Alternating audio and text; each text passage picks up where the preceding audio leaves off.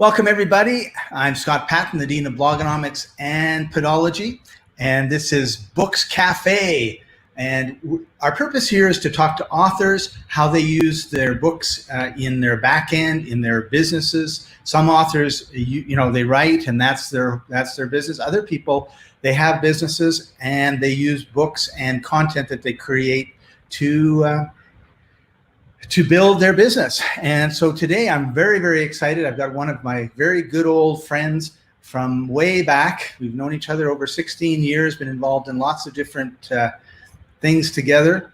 And his name is Tim Knox. So I'm going to welcome him to the show now. Hey, Tim, how are you doing? Hey, buddy. How are you? Doing good.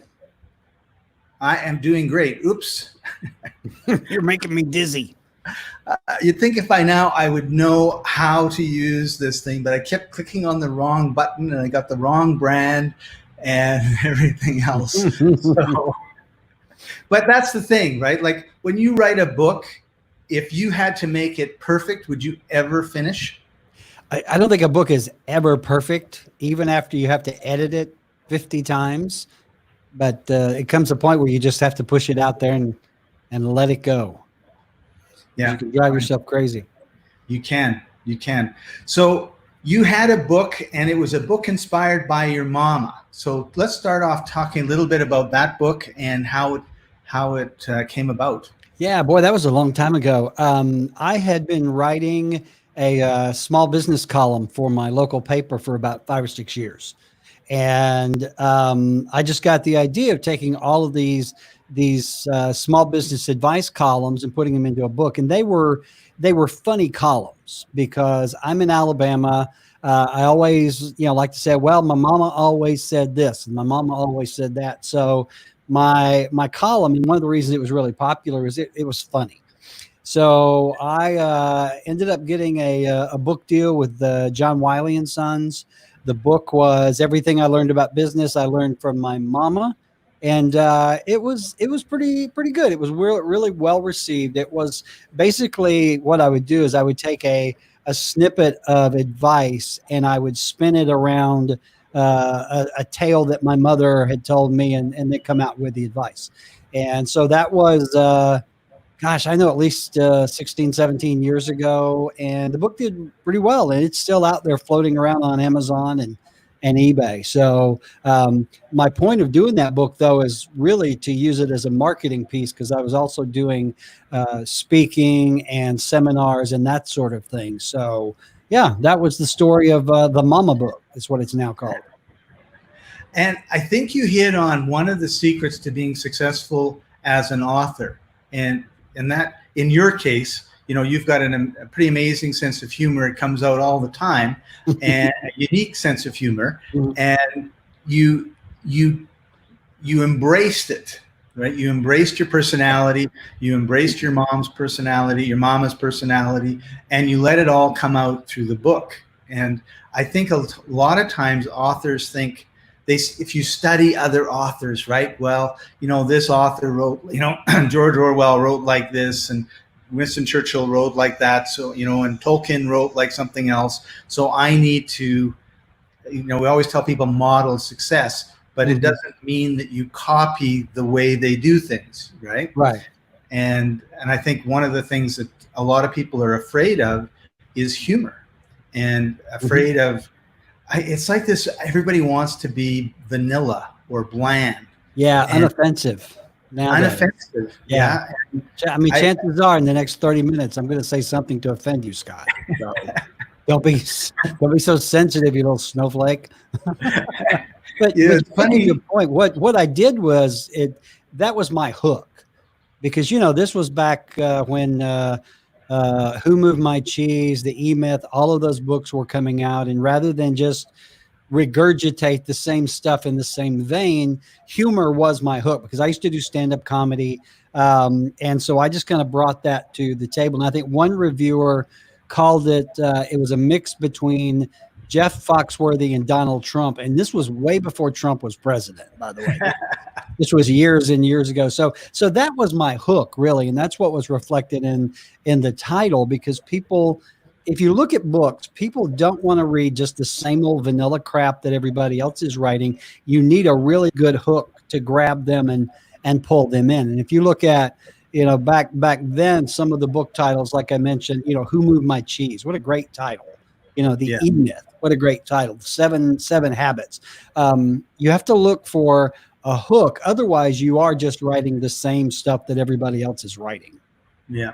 Well, and people have said everything's been thought of. There's nothing new under the sun. Yeah. And to a certain degree, and particularly, what they're talking about, that's true. But that doesn't mean that there isn't a message that you want to give to the world, and that there isn't a tribe or a community in the world that needs to hear it from you. And I think that's one thing that a lot of authors, when they're starting out, miss. It's kind of like, well, I really want to write and I really want to do this and everything else, but I'm like, whatever my topic is, weight loss, and there's a zillion books on weight loss, and everybody's done it, and blah blah blah, and so they short circuit or sabotage their success, and they don't realize that in a world of 7.5 billion people, there's 1,000 or 10,000 or 100,000 people that haven't heard it the way you, Mr. Author or Ms. Author, do it, and that's what you want to do. And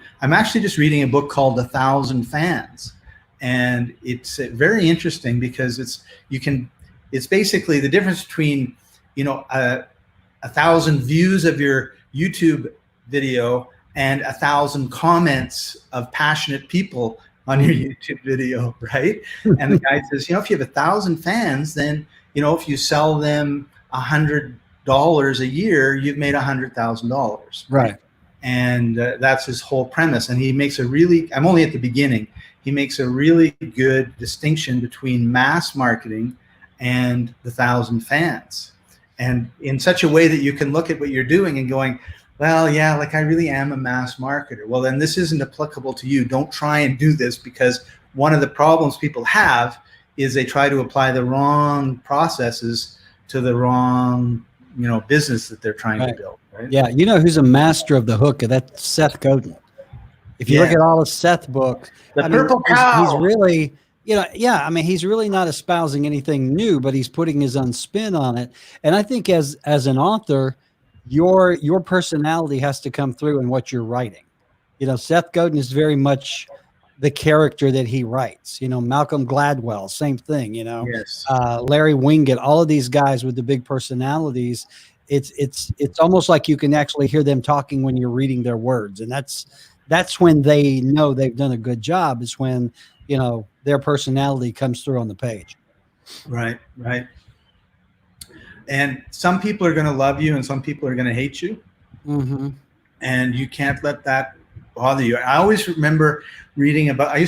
My grandpa watched Pacific Coast wrestling in Saskatchewan, and on Saturday afternoon, and I'd come and watch it with him, and he'd get all mad at the bad guys and everything else. He was right into it. Yeah. And I remember reading an article where they said, when you walk out to get to their ring, you want them booing you or you want them cheering you. If you walk out and it's dead silence, you're done. Right? Yeah, if you're not evoking some emotion, good, bad, you're not doing it. If people are indifferent, you've not done your job. So yeah. And when you were talking about, being politically incorrect and the rest of it, last night I was chatting with my sister, and she and I have very divergent views on many things. And of course, knowing her all her life and all of my life, I know exactly what buttons to push. And yesterday, I was on my game. Like I was just, everything I wrote was making her happy mad, I call it, right? Because she knew I was joking, but she was just like, "Wow, you're really hitting on all cylinders today." Right. And so the reason that I say that is, look at your family dynamics, or your best friend, the friend that you've had for 20 years or 30 years or however long. And when you're goofing around with them, what are you doing? And then realize because that's the safest place you will ever have, right? Right. And that's where you're really being you. And what you want to do as an author is bring that to the table, because what we do is we put it in the closet because that's too whatever, right? Yeah. Like watch George Carlin stand up and you'll realize you can never be too much whatever, because he's like as far out there as I think you could possibly be. Right. But And you made a really good point early on, is you can get inspiration from others, but don't try to mimic their style. Don't try, if you're going to do a book on business, don't try to be Michael Gerber. If you're going to do inspiration, don't try to be Kiyosaki. You can take their thoughts and, tenets, but you've got to make them your own, because otherwise you've got to write with a true voice, whether you're doing business, self-help. I mean, I've written a ton of fiction. You've got to write with your true voice, because if you try to write like someone else, it may work for a little while, but then, people are going to find out that's not you. So not good. You can really tell, well, because we know, right? We can tell when people are being authentic with us. We can tell when they're putting on a face. We can, we're very, very good at telling that sort of thing. And I don't think most authors, when they're not being authentic, are deliberately not being authentic. I mean, obviously there are exceptions to every rule, but I think it's they don't know how, right? And I remember when I first started speaking in front of like 600 people type groups, I was actually working for the Internet Marketing Center, and they wanted me to do a 2-hour talk. And they brought in the speaking coach for the guy who was all day, right? I mean, the person that was going all day for 2 days, he had a coach, and they said, Scott, you should spend some time with Jesse. And I was like, okay, obviously I love to learn, but I was terrified that he was going to turn me into somebody other than Scott. And because like, no, Scott, you can't do this and you can't do that, and you have to stand up this way, and whatever it was going to be. That was my fear, right? And the first thing he said to me is, what we want to do is actually bring out more of Scott. Right. And I was like, oh, that's fearful in and of itself. Yeah, that's kind of scary right there. But it was the opposite of what I expected. The opposite of what I expected he was going to say.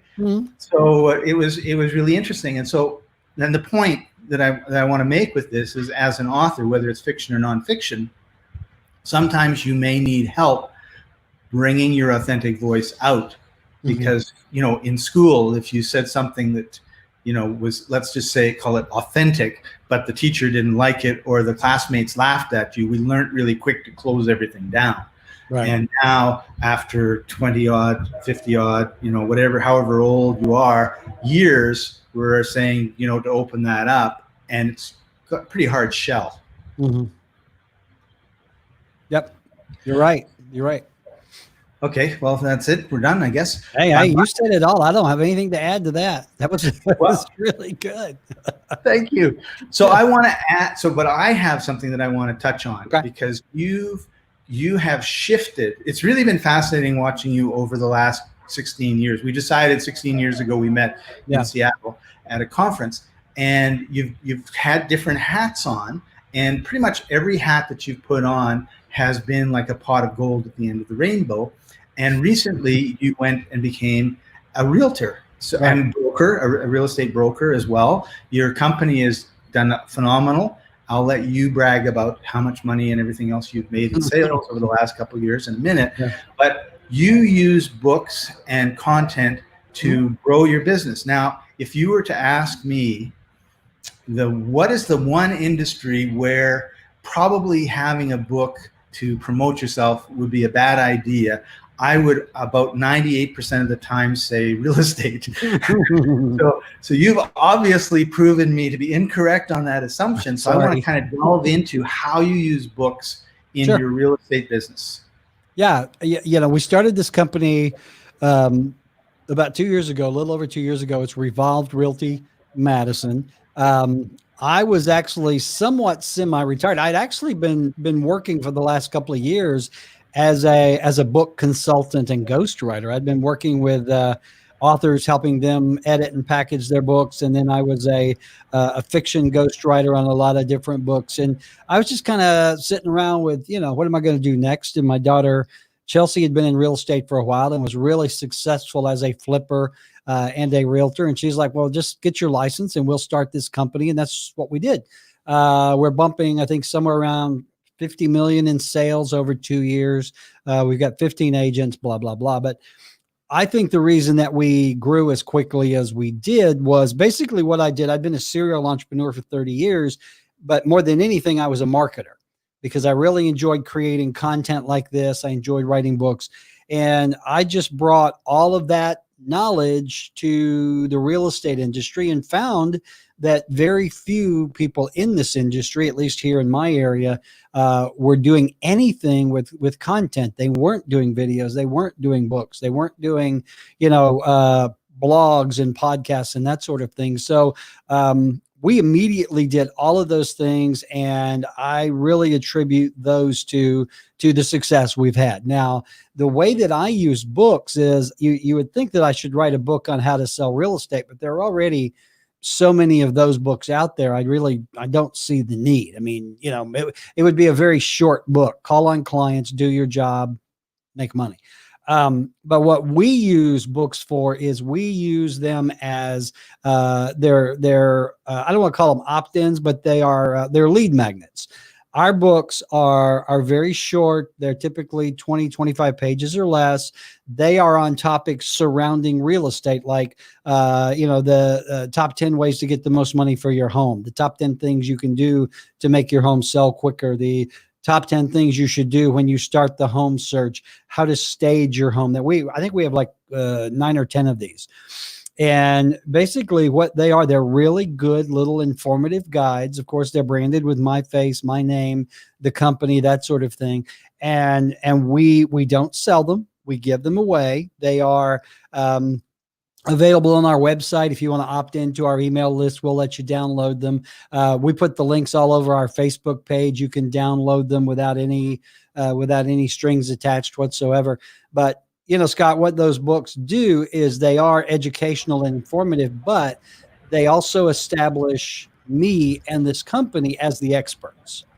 Right. And that's one of the reasons why back in the business days, everybody was writing books, and still do today to a degree, is to establish their expertise in a particular topic. So people will look at, all of these, 9, 10 books that I've written, even if they're really short, and they'll think, okay, that guy knows what he's talking about. He is the expert on the topic. And so that's how I'm using them primarily now. Now, we are thinking about writing a how to flip book and sales advice for realtors. Those things are probably going to come down the pike. But right now, by and large, all of our books they're marketing pieces, and they're used to attract clients. And they work really well. Same way with our videos. All the content that we do has one singular purpose, and that is to attract clients. And I think you just hit on a really important point. You said a singular purpose. Mm-hmm. And I was talking with a fellow yesterday who was referred by some two fans of mine. It's the only way to put it, right? So we talked about 1,000 fans, right? Yeah. But the first time I talked to him, it wasn't clear what he wanted to accomplish. He had kind of like 3 plates in the air. Mm-hmm. And then when I tried to zoom in on one of the plates, he said, well, I have a membership site. I have 100 people. I don't want any more people in my membership site. Maybe, or if a member recommends somebody, we'll let them in. But otherwise, no. And so what I do didn't apply to any of the things. So then he went away for a week and had a vacation, and we got back together. And then he had time to think more clearly about what he wanted to do. And when he was done describing kind of his vision, which was a beautiful vision, right? He's 66 years old. He's got grandkids. He wants to have some people come in because he's an expert in a certain area. But, 10 or 20 people come in. He's got 2 Airbnbs. They can stay at the Airbnbs. The Airbnbs he can do the teaching in, and blah, blah, blah. And I thought, you know what? You've got a great plan. It's a wonderful life that you're designing for yourself. You're tired of going to hotels across the country. God bless you. There's really nothing I can do to support you that I can see, right? and away he went. Well, that's not actually 100% true, because I told him I couldn't help him and I was honest. He said, well, let's find a way that you can work with me. But that's a story for another. That's great, though. Yeah. But Yeah. it just amazed me how he didn't have a singular purpose. And I think our conversation sort of focused him a little bit more than Right. he did. Well, he still has 3 plates, but he had a single focus on each plate. Whereas Mhm. before they were kind of like jumbled together. Yeah. And, but most people don't have that single focus. Like, Right. like here's the main goal, and these are all the little things that'll get the main goal created. Yeah. And I think what you're talking about is absolutely right on. Well, when I was working as an author coach and a book packager, the first question that I would ask my clients is, why do you feel the need to write this book? And to me, that is the most important question of all, because, if they can't tell me a specific definitive reason why they feel driven to write this book, they need to get their price. Is it, well, I want to make money. Boy, that's a lousy reason, because you're not. Well, I've got a unique story to tell. Well, everybody does. Why should people listen to yours? Well, I just feel driven. I mean, all of that is well and good, but it still doesn't answer the question, why do you feel driven to write this book? The second question is, who cares? Who's going to read this book that you feel driven to write? Now, and I've had authors say, hey, look, I have this story inside of me. I feel like I just need to get it out. Well, great. Get it out without worrying about who's going to hear it, because chances are no one's ever going to read your book anyway, maybe friends and family, that sort of thing. If you feel this festering need to get this alien out of you by putting words to paper, please do. But if you are writing a book for a specific purpose, like, for example, my book was written to help entrepreneurs start a business. That was the purpose of the book from that end. I had advice to give. I thought it was useful. Here it is. I'm going to write this book for you. Now, if I had said, all right, I'm going to write this book just to make a bunch of money and get more speaking gigs, those were great, sidelines, because as a result, that's what happened. I made great money off the book. I got more speaking gigs. I got more books, but again, if you're just sitting there going, okay, I've got this story or this book inside me that I just have to get out, initially, you're going to write that book just for you.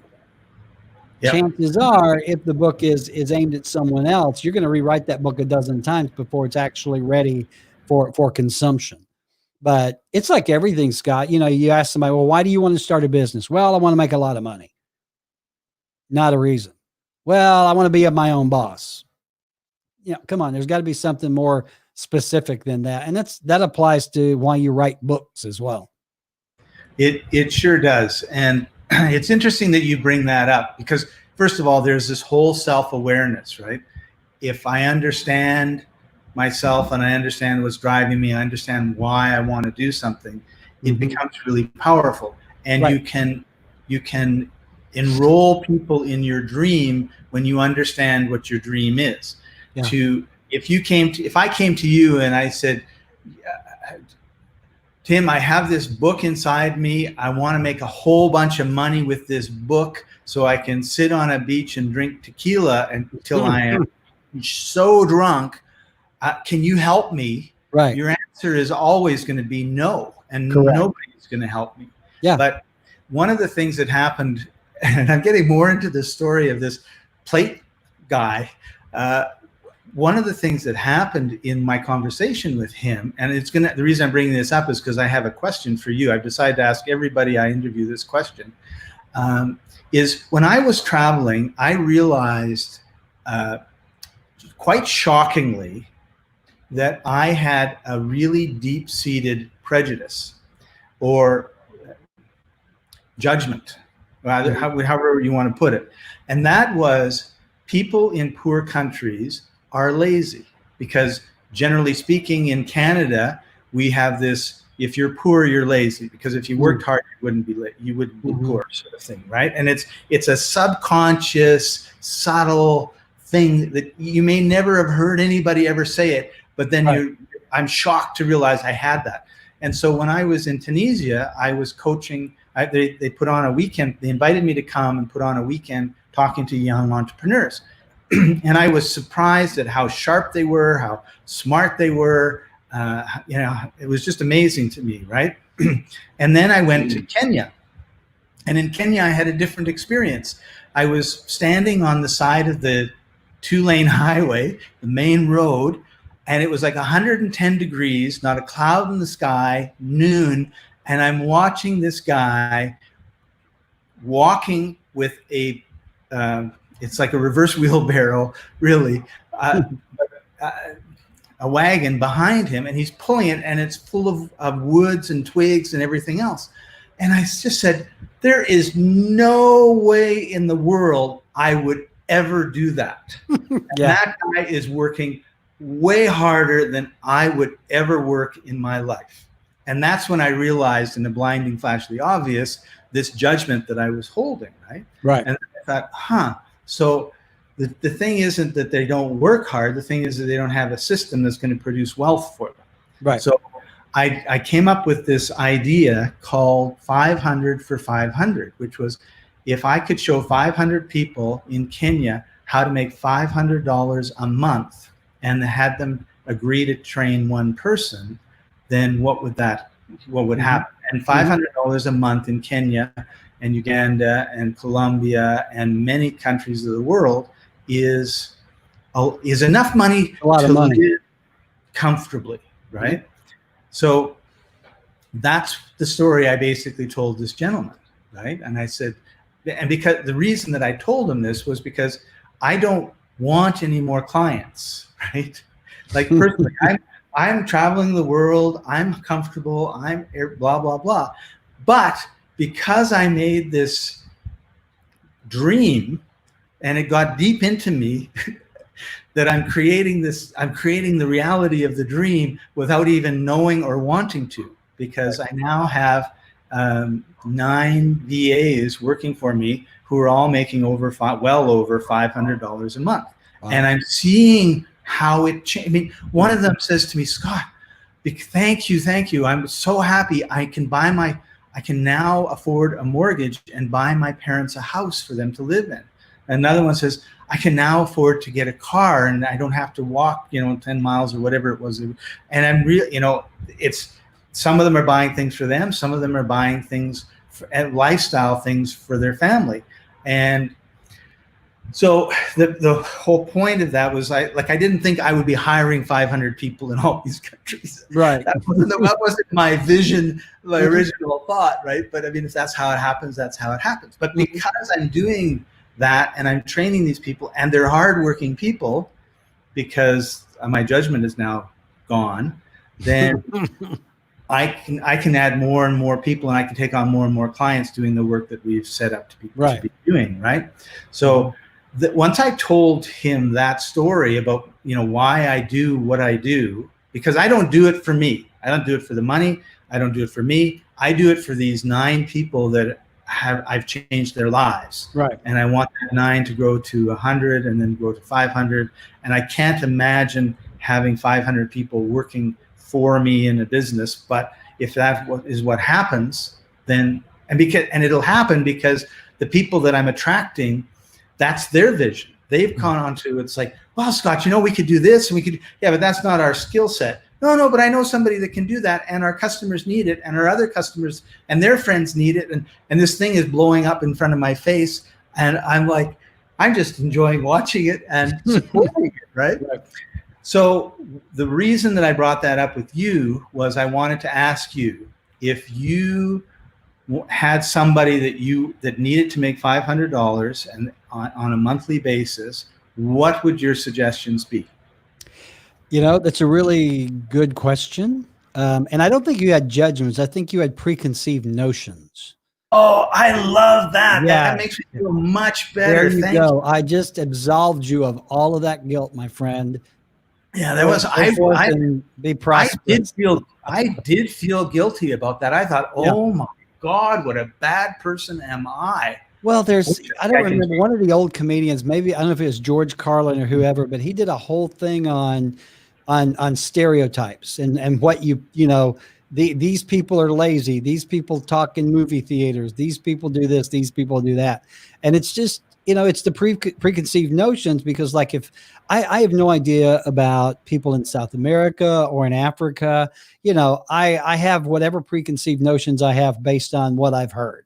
But, to answer your question, I think that to make $500 a month, it really depends on where you are, what your skill sets are, and what is available to you. For example, when I was doing the ghost writing, I got pretty in demand. So I started a little business where I actually stopped doing the writing. I recruited other writers to write for me, and then I acted more as the editor, marketing guy, that sort of thing.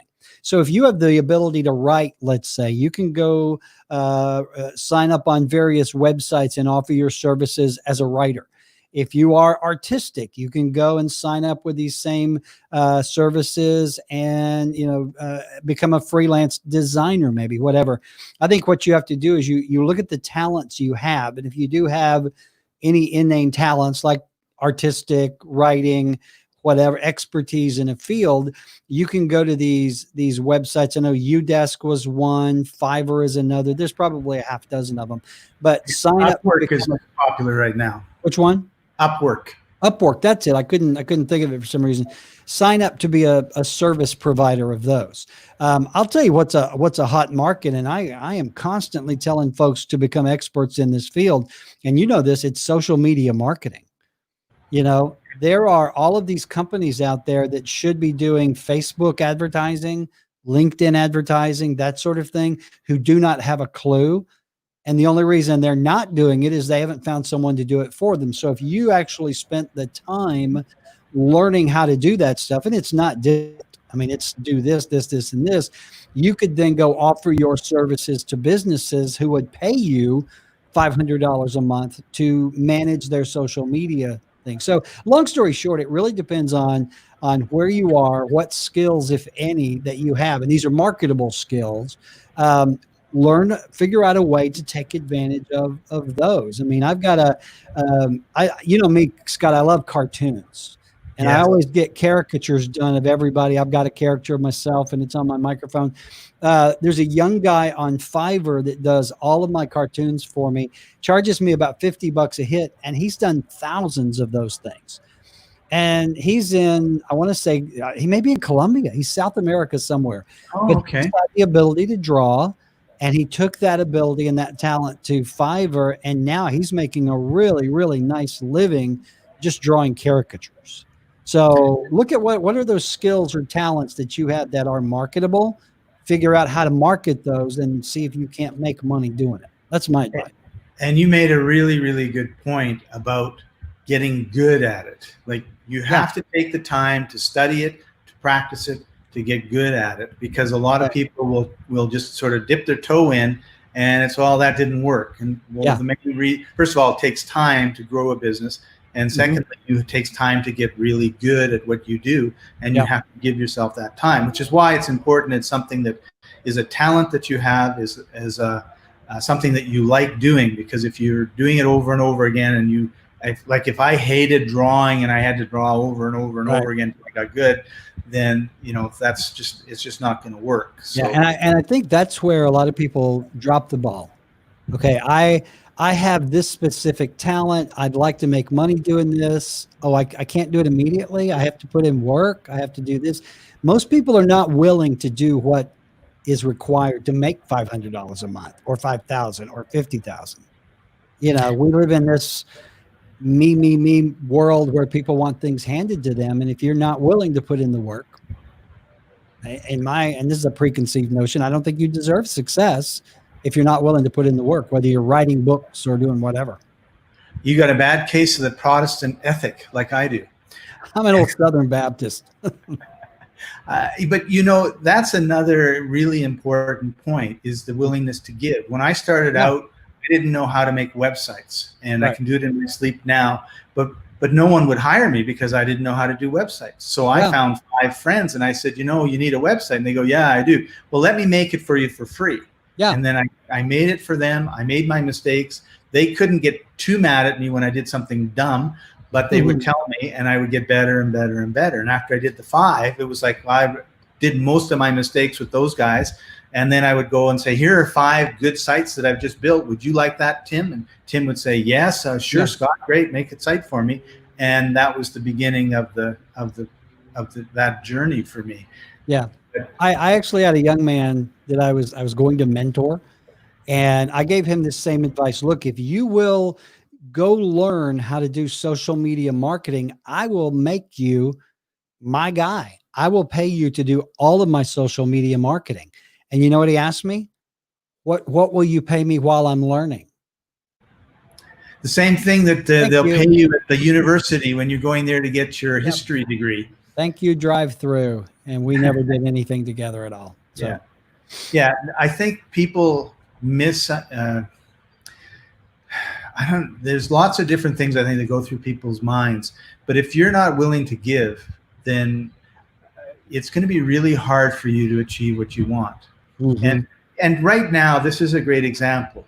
I asked you last week, you were on a different show of mine, and I know that you had written your books and everything else, and I thought, I'd really like to have you talk about the books and how you're using it and your mama and all that stuff. And you were like, sure, Scott, come here. I don't pay you anything.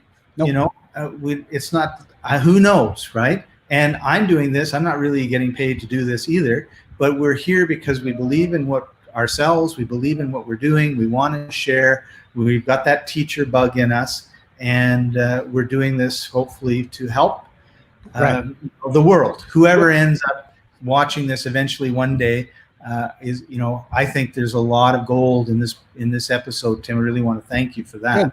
Yeah. And this is all about giving, and there's reciprocity that occurs. Like, you may have something come up in a month or a year or 10 years from now, call me up and want to talk about it. I'm going to say, yeah, like, whatever you need, I'll help you, because we've given to each other so much that we've got that emotional bank account is full to overflowing. Yeah. When you do that with enough people, everything in your life is full and overflowing, whether it's the real bank account or it's your health or it's your spirituality or all that stuff. It just all comes together. But if you close down everything, it's kind of like we were saying before about being more of me, that the coach told me, right? Just to bring that more out. And when you do that, there's room for more to come in. Right. Yep.